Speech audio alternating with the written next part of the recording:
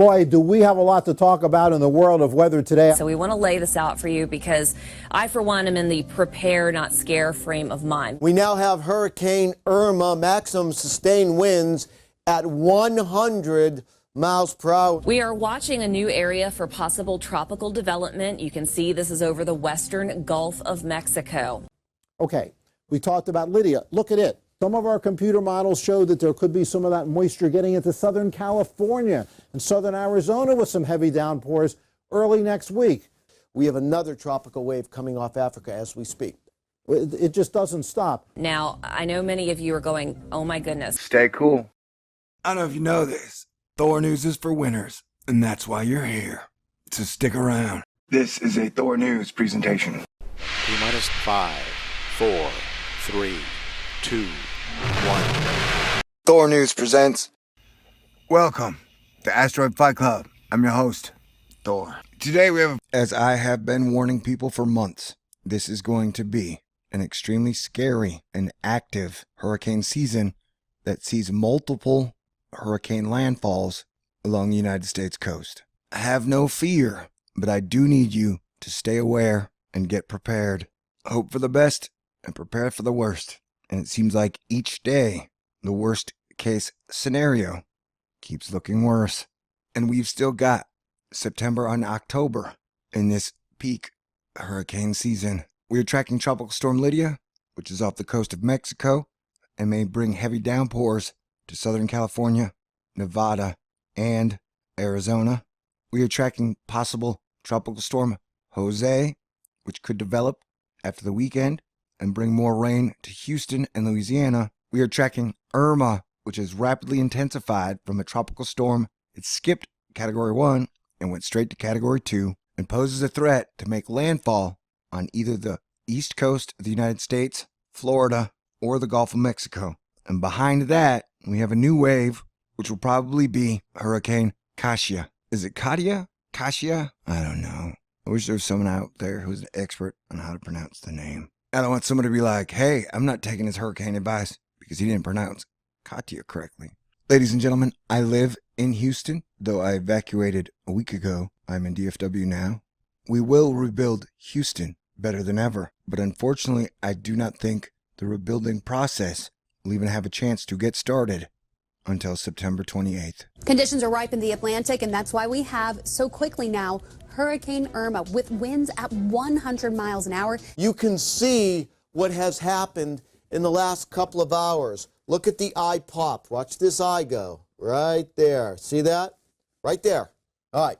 That's an indication of intensification here. It's moving to the west-northwest at about 10 miles an hour, so not a super fast pace, but a good clip. And we are going to continue to see this westward track, and it's approaching the Leeward Islands. And it's important to note these are kind of the tracks, the areas for development that we see in September. So following right along with that, and the computer models in pretty decent agreement that this could go any of these directions. Here's the movement as we go over the next several days. What's going to be steering Irma is going to be this upper level high.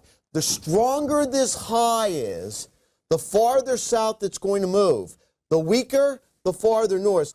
When you have a storm out in the Atlantic, you generally have three different tracks. Into the Caribbean, into the Atlantic, or what I call the island track, where it takes a track very close to Hispaniola, Puerto Rico, and Cuba. It's this middle track that would weaken Irma quite a bit.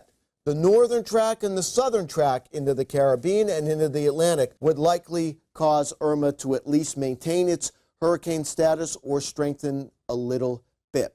Here's the time frame. So let's say middle part of next week before this to impact the Lesser Antilles, most likely the Leeward Islands, and then the impact would be late week, Puerto Rico, Hispaniola, or just to the south or north. Again, if this system takes a track very close to Hispaniola, that is going to severely weaken it. This is a very mountainous island. If it stays to the north or to the south, it will likely maintain its hurricane status or strengthen a little bit. So we have some time to watch this. The first impact would probably be the middle part of next week across either the northern Leeward Islands or the northern Windward Islands or the Leeward Islands. Our computer models are kind of all over the place. One takes it out to sea. Another one takes it to the eastern seaboard, and a third one takes it into the Gulf of Mexico. Boy, that's just about anything you can think of, and this looks like this is going to be a major, major hurricane as it moves eastward. So that's one thing. But again, this is a 5-day forecast, so this is not a quick thing. This is not sneaking up on anyone. Fortunately, we have a lot of time here. This is Tropical Storm Lydia, in case you haven't heard about it. It is going to be impacting the Baja. We certainly could potentially see some moisture fed up into Southern California for spots like San Diego as well as Los Angeles. So that's something we're going to have to keep on the lookout for as well. And lastly, I want to talk about the poor Gulf of Mexico here. So we have this area that bears watching in the Gulf. The National Hurricane Center is keeping an eye on this. It could do some development in the western Gulf as we go over the weekend and into early next week. Then you can see the chances are very low. With that being said, regardless of any development, getting that increase in moisture around the Texas coastal bend is rightfully making quite a few people nervous, because if we get any additional rain, it could keep those floodwaters from receding, which we desperately want to see, and it certainly could keep those floodwaters a bit higher into early next week. So there is more rain ahead coming this way as we go from Monday into Tuesday, so that's Labor Day into Tuesday. Tropics, as we said, are heating up. We have another tropical wave coming off Africa as we speak. Wave after wave after wave.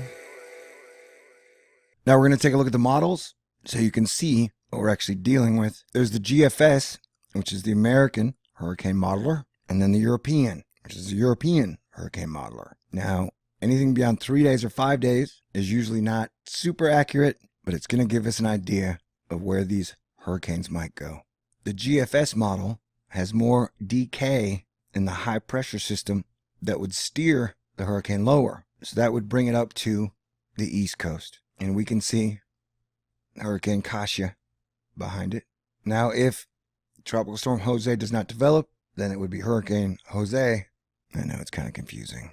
But on the GFS scenario, it would take it to the east coast, though I've seen a version of it take it towards the east coast and then have it hit Canada. Seen one have it take it towards the east coast and then it just goes out to sea. But as you can see underneath it, we have what I would guess would end up being Hurricane Katia, and that looks low enough to where it could be a threat for the Gulf. So the absolute worst case scenario from the GFS would be landfall on the east coast as a Cat 5 hurricane, and then possibly Hurricane Katia making landfall in somewhere along the coast in the Gulf of Mexico, possibly even Texas near Houston. And I would say it probably had the chance to get to a high category 4, possibly 5 in a worst case scenario.